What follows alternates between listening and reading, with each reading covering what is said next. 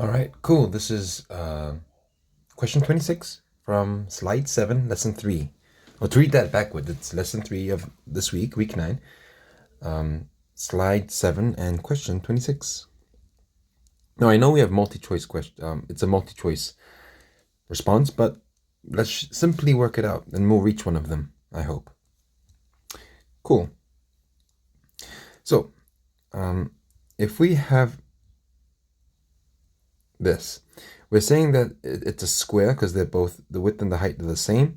That's exactly x, and this little bit in the middle here is exactly y. And so is this, of course. Cool. Now, this is the area we are concerned about. Well, not concerned about. We're not actually looking for the area. It's just a piece of information that we have, because we know that that area equals 9. 9 units squared, whatever it is. It's 9. So let's make a formula for that. That seems to be the only piece of info we have. So we make a formula for it. So we know for a rectangle, an area is, well, you can say width, you can say height, you can say length, but it's one side times the other side.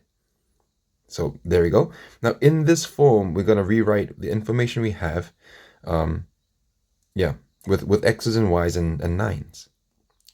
Let's see what we can do. Okay, we know the area is 9, so I put 9 in the A. We know this much here. Let's call that the width because it is side to side at the moment. We know that's an exact y. So let's call it y. This bit here, the height, so to speak, is relatively unclear. We don't have a letter name for it, so we have to do a little thinking or a bit of digging there. But remember, if that height is 9, this height, I'll draw it here. If that height is 9, then another color perhaps, then this length right there, right, that one is going to be x minus y. Right? So we're just trying to say it with the things that we know. With the things that we know, we can say that the height of our blue shaded rectangle is an x minus y. We know the width of it is y. So again, here we go. Formula time. Here we go. Boom. And we get something like that. Right? Now, on our answer, on our question there, it says, which one of these expressions does x equal? So we're saying x equals one of those. X equals one of those. So we need to rearrange the formula that we have so that we have x as the subject. So let's see if we can get there. So at the moment, we have x in the bracket there. So let's see if we can move stuff away from it. Let's start by getting rid of this y. So I'll divide by y on both sides. So it's 9 over y, and then that's x minus y. I would also go plus y. Now, we technically have an answer there. That's an x. That's a formula that's x as the subject in terms of y. I look at the answers I have on the left there, and I don't seem to see one. I don't seem to see one that matches.